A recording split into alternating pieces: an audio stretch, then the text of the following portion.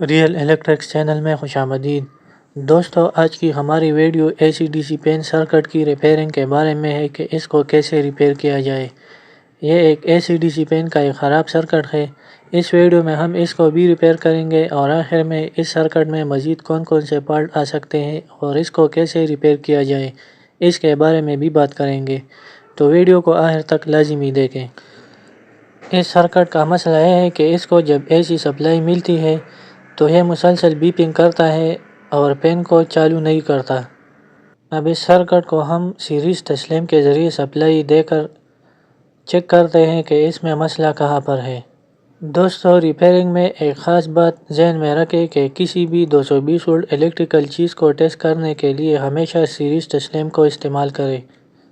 اب اے C section کو series تسلیم کے ذریعے سپلائی مل چکی ہے۔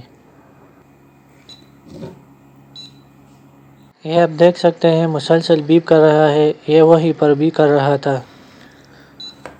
اب ہم یہاں پر اس کا جو ڈی سی سپلائی والا سیٹ ہے اس کو سپلائی دے کر چیک کرتے ہیں کہ یہاں پر بھی یہ مسئلہ کر رہا ہے یا یہاں پر ٹھیک ہے۔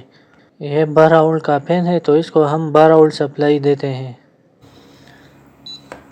یہ آپ دیکھ سکتے ہیں ابھی کام کر رہا ہے۔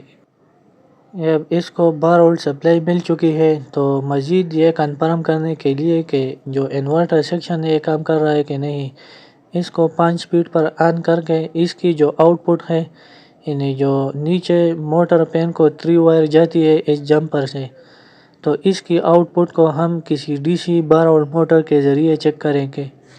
تو اس 12 وولٹ موٹر کے ذریعے چیک کرنے کا طریقہ یہ ہے کہ اس 12 وولٹ موٹر کے 2 وائرز کو سرکٹ کے آؤٹ پٹ کے جو کنیکٹر ہے ہر 2 کنیکٹر کے ساتھ ٹچ کر کے دیکھنا ہے، لیکن یہ خیال رہے کہ کنیکٹر آپس میں وائر کے ذریعے شارٹ سرکٹ نہ ہو جائے، کیونکہ ان کے شارٹ سرکٹ ہونے سے ان ماسفیٹس کو نقصان پہنچ سکتا ہے۔ لیکن پہلے سرکٹ کو ریموٹ کے ذریعے فل سپیڈ پر آن کر دینا ہے۔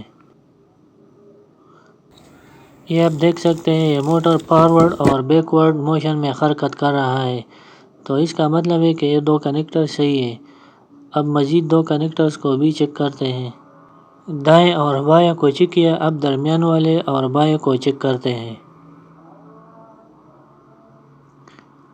یہ بھی فارورڈ اور بیکورڈ میں موشن کر رہا ہے، اور اسی طرح ان 2 کو بھی چیک کرتے ہیں، یہ بھی۔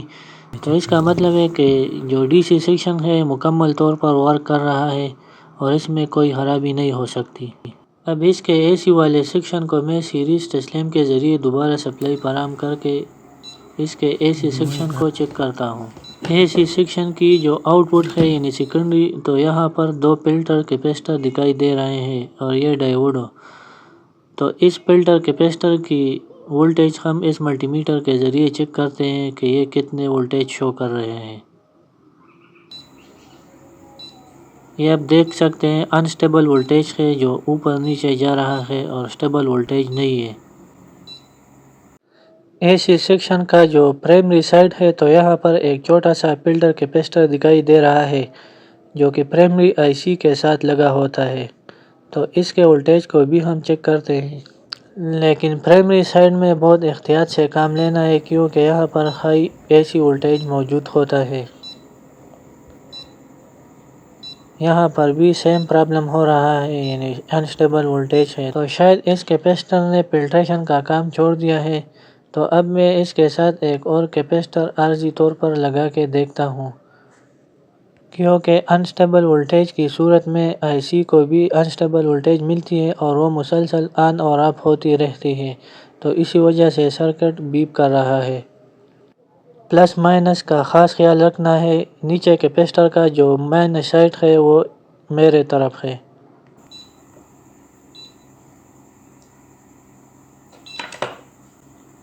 یہ ابھی اس نے کام شروع کر دیا ہے، یہ آپ دیکھ سکتے ہیں ریموٹ پر بھی کام کر رہا ہے۔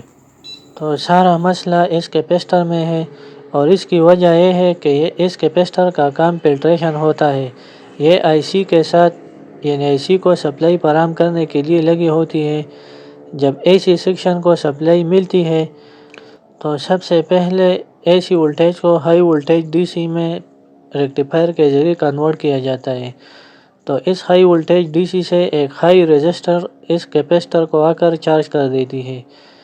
تو یہ کیپیسٹر جیسے آہستہ آہستہ چارج ہوتا ہے تو آئی سی ایک خاص وولٹیج پر پہنچنے کے بعد کام کرنا شروع کر دیتی ہے۔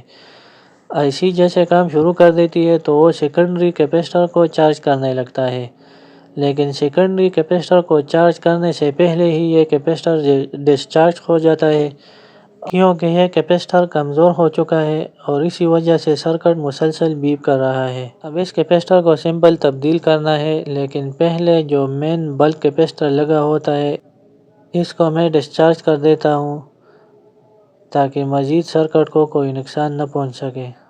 یہ خود بخود ڈسچارج ہو جاتا ہے، لیکن بعض اوقات یہ ڈسچارج نہیں ہوتا اور اس میں بہت چارج جمع ہوتا ہے جو کہ آپ کو یا اس سرکٹ کو نقصان پہنچا سکتا ہے۔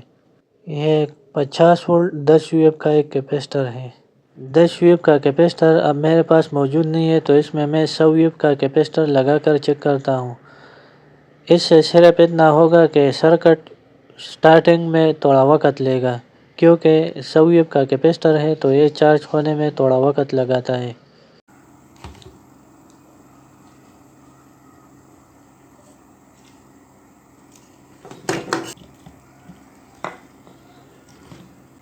اب اس کو میں سیریز تسلیم کے ذریعے سپلائی دے کر چیک کرتا ہوں۔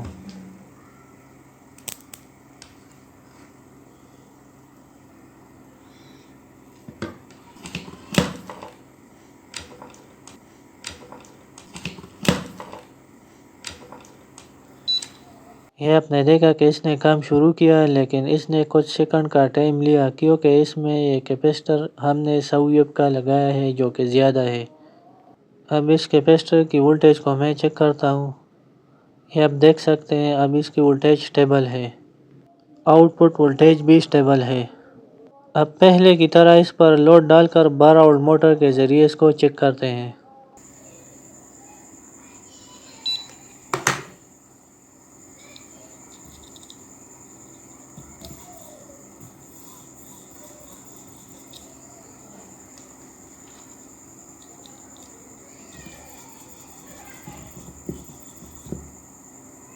تو یہ آپ دیکھ سکتے ہیں ابھی کام کر رہا ہے۔ اب جو ہمارا سرکٹ ہے یہ انسٹال کرنے کے لیے ریڈی ہو چکا ہے۔ اگر یہ اے سی سیکشن مکمل طور پر جل گیا ہو اور ریپیئرنگ کے قابل نہیں ہو تو اس کو مکمل طور پر ہٹا کر اس کی جگہ پر ایک 12 وولٹ اضافی سپلائی اس سرکٹ کے ساتھ لگانا ہے۔ تو اے سی اور ڈی سی سیکشن جہاں پر جدا ہوتے ہیں تو وہاں پر کسی کٹر کے ذریعے اس کو کاٹ دینا ہے، اور سیکنڈری سائڈ پر یہاں پر جو 12 وولٹ کی جو آؤٹ پٹ کیپیسٹر لگے ہوئے ہیں تو ان سے پیچھے کی طرف کاٹ دینا ہے، یعنی ان کیپیسٹر کو چھوڑ دینا ہے اور ان کیپیسٹر کے ساتھ اضافی 12 وولٹ سپلائی کی آؤٹ پٹ کی پلس مائنس ہے وہ اس کے ساتھ سولڈر کرنا ہے۔ A C D C pen maximum 45 watt کی ہوتی ہے تو اس کے لیے 12 وولٹ 5 ایمپیئر کی سپلائی کافی ہے۔ اس میں مزید کون سے فالٹ واقع ہو سکتے ہیں تو یہاں پر آپ دیکھ سکتے ہیں پرائمری سائٹ پر یہاں پر ایک فیوز لگا ہوا ہے، تو بعض اوقات یہ اڑ جاتا ہے، تو اس کی جگہ پر ایک بہت باریک کاپر وائر اس اولڈ فیوز کے پیچھے سائڈ کے کنیکٹر کے ساتھ سولڈر کر دینا ہے۔ یہاں پر ایک این ٹی سی رجسٹر لگا ہوا ہے، بعض اوقات یہ بھی اوپن سرکٹ ہو جاتا ہے، تو اس کے اوپن سرکٹ ہونے سے مکمل سرکٹ کام نہیں کرتا۔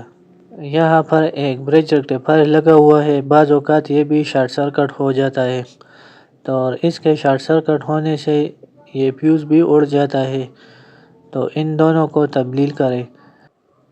یہ مین بلک کیپیسٹر ہے، بعض اوقات اس کی جو اوپر کی کیپ ہے باہر نکلی ہوئی ہوتی ہے، تو اس کا مطلب ہوتا ہے کہ یہ اوپن سرکٹ ہو چکا ہے اور اس نے فلٹریشن کا کام چھوڑ دیا ہے۔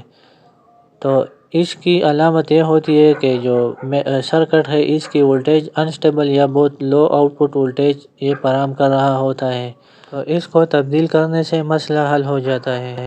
یہاں پر پاور سپلائی کی جو سیکنڈری سائڈ ہے یہاں پر جو فلٹر کیپیسٹر لگے ہوئے ہیں تو ان کے ساتھ بھی یہ سیم پرابلم ہو سکتا ہے، اور اس کی بھی یہی علامت ہے کہ آؤٹ پٹ پر بہت لو وولٹیج ہوگی۔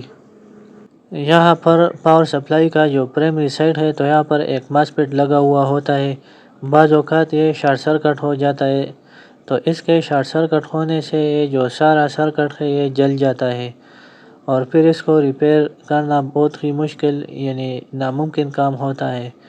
تو ایسی صورت میں پوری 12 وولٹ سپلائی کو تبدیل کریں جیسے میں نے پہلے بتایا تھا۔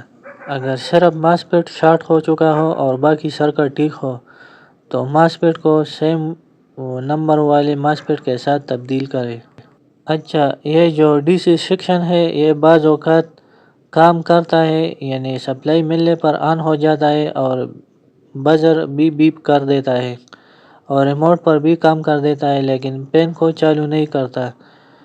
تو اس کی وجہ یہ ہوتی ہے کہ یہاں پر یہ جو 3 ماسفیٹ لگے ہوئے ہیں تو ان میں سے کوئی ایک یا 2 یا تینوں ماسفیٹ شارٹ سرکٹ ہو چکے ہوتے ہیں، تو پھر ان کو تبدیل کرنا چاہیے۔ اور اگر سرکٹ سپلائی ملنے پر بیپ نہیں کر رہا ہے اور ریموٹ پر بھی کام نہیں کر رہا ہے یعنی بیپ نہیں کر رہا ہے اور پین کو بھی چالو نہیں کر رہا ہے، تو اس کا مطلب ہے کہ اس کی جو MCU جو مائکرو کنٹرولر یونٹ ہے وہ ختم ہو چکا ہے۔ تو پھر اس سارے ڈی سی سیکشن کو تبدیل کرنا پڑتا ہے، یعنی سارے سرکٹ کو تبدیل کریں۔ اگر صرف بیپ نہیں کر رہا ہو باقی سرکٹ کام کر رہا ہو یعنی پین کو چالو کر رہا ہو، تو اس کا مطلب ہے کہ یہ جو بزر لگا ہوا ہے یہاں پر یہ ختم ہو چکا ہے۔ اور اگر صرف ریموٹ کام نہیں کر رہا ہو تو یہاں پر ایک 3 ٹرمینل کی 1838 IC لگی ہوئی ہوتی ہے جن سے 3 تاریں آتی ہیں، یعنی سرکٹ کو 3 تاریں اس سے آتی ہیں، تو ریموٹ کے سارے سگنل یہاں پر موصول ہوتے ہیں۔ تو اس IC کو تبدیل کرنے سے سارا مسئلہ حل ہو جاتا ہے۔